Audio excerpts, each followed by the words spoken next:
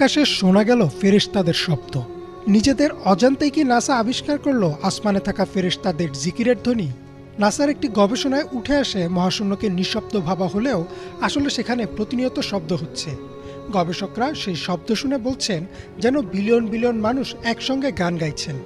অথচ শবে মেরাজের রাতে রাসূল সাল্লাল্লাহু আলাইহি ওয়াসাল্লাম বলেছিলেন মহাকাশে প্রতিনিয়ত ফেরেশতারা জিকির করছেন।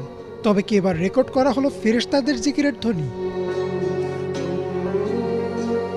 আবু দার রাদিয়াল্লাহু তাআলা আনহু বলেন, রাসূল সাল্লাল্লাহু আলাইহি ওয়াসাল্লাম যখন মিরাজ থেকে ফিরে আসেন তখন তাকে প্রশ্ন করা হয়, আপনি আকাশে কি দেখেছেন বা কি শুনেছেন?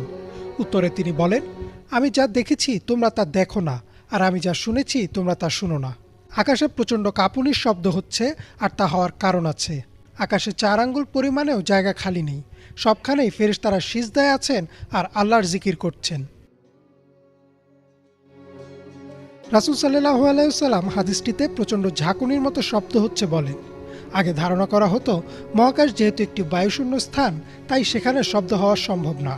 কিন্তু মহাকাশ গবেষণা কেন্দ্র নাসার একাধিক গবেষণায় বর্তমান সময়ে এটা প্রমাণিত যে মহাকাশে শব্দ হচ্ছে। সংস্থাটির hour universe is not silent অথবা লিসেন টু দ্য ইউনিভার্স শীর্ষক প্রতিবেদনে দেখানো হয়েছে কিভাবে মহাকাশে শব্দ হয়। এমনকি নাসার অত্যাধুনিক টেলিস্কোপ ও যন্ত্রপাতির সাহায্যে এসব শব্দ রেকর্ডও করা হয়েছে। চলুন একবার শুনে নিই সে শব্দ।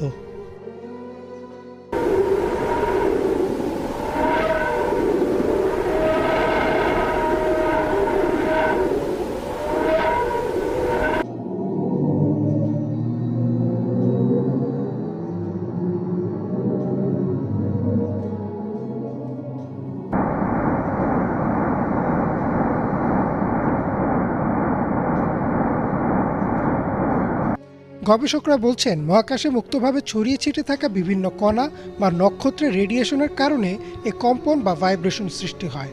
তার কারণেই শব্দের উৎপত্তি। শব্দগুলো ইলেকট্রোম্যাগনেটিক ওয়েভ আকারে থাকে, পরে সেগুলোকে শব্দ তরঙ্গে রূপান্তর করা হয়। একটু খেয়াল করলে দেখা যাবে যে রাসূল সাল্লাল্লাহু আলাইহি ওয়াসাল্লাম 1400 বছর আগেই বলেছিলেন যে আকাশে কাঁপুনির শব্দ হয়। নাসাও বর্তমানে বলছে শব্দ কাঁপুনির কারণে হয়।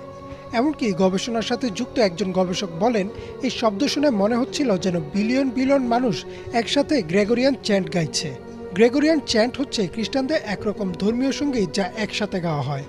অথচ মহানবী সাল্লাল্লাহু আলাইহি ওয়াসাল্লাম 1400 বছর আগেই বলেছেন যে ফেরেশতারা একসাথে আল্লাহর জিকির করছেন।